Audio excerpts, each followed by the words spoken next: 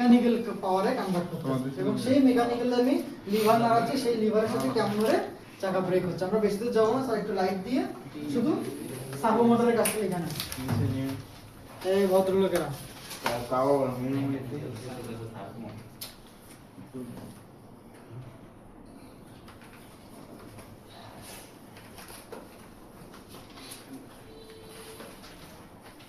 বলেন স্যার। বাতাসের শক্তিকে মেকানিক্যাল শক্তিতে কনভার্ট করে, আর যারা একটু লিখতে চান তারা নিউমেটিক শক্তিকে মেকানিক্যাল শক্তিতে কনভার্ট করে।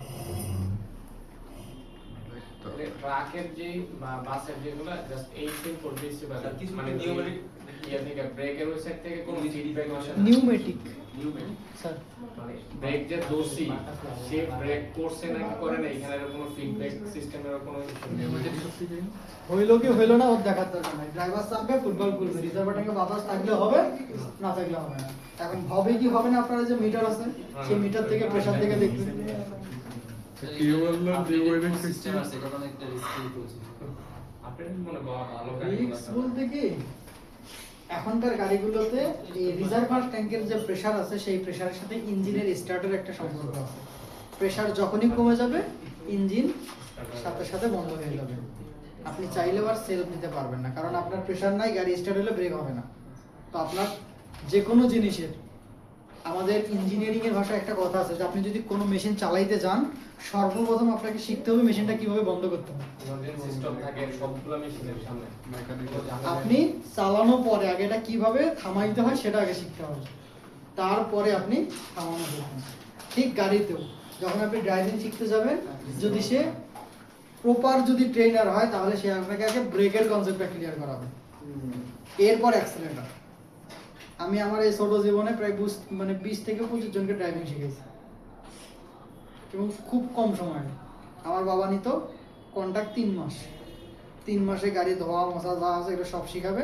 আমিও কইছি আমাকে প্রতিদিন একটা করে স্পিড খাওয়াবি, তোর গাড়ি 7 দিনে কমপ্লিট করা। আমার আব্বু ছিল মনে করেন প্রথম 7 দিনে শুধু সামনের দিকে, আমি প্রথম 2 দিন সামনের দিকে অর্থাৎ ডি মোডে গাড়ি চালায়, পরের দিন থেকে রিভার্সে দিয়েছি। এবং গাড়ি কোথায় চালানো শিখাইতে জানেন? ইটের ভাটা আছে না, ইটের ভাটায় নিয়ে যেতাম। ইটের ভাটাতে অনেক পেঁয়াজ ফোস থাকে, তখন চালা, যখন লাগিয়ে দিবি তখন ডাক দিবি আমার।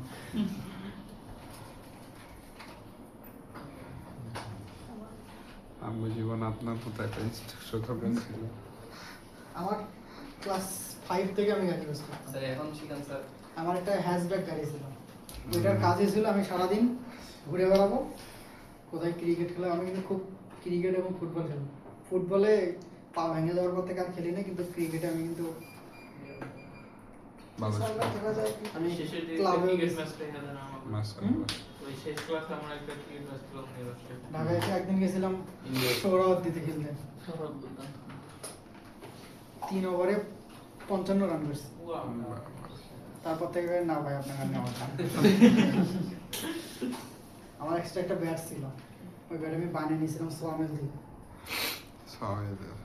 ব্যাটটা ফাড়া ওর মধ্যে পাথর দিয়েছিলাম, পাথর দিয়ে আবার ফেভিকল দিয়ে আটকায়, আর মধ্যে পাথর ছিল ওয়েট করার জন্য।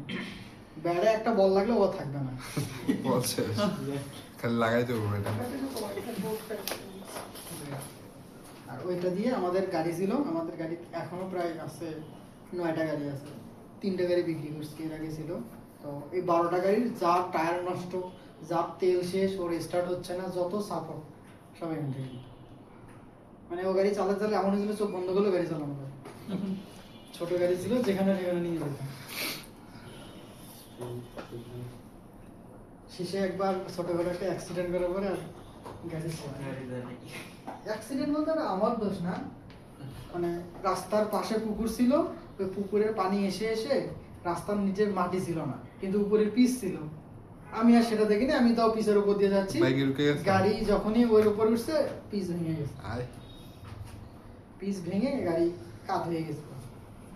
আমি ড্রাইভিং সিট থেকে উঠে যে প্যাসেঞ্জার যে থাকে না ওর পরে আসছি গাড়ি, আমি এখানে ভাই গাড়ি উল্টে হয়ে গেছি।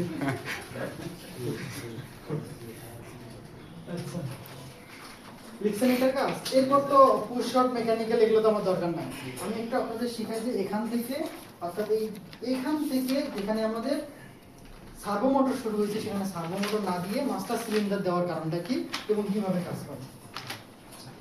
মাস্টার সিলিন্ডার কথাটা একটু নতুন না? মাস্টার সিলিন্ডার আর কিছুই না স্যার,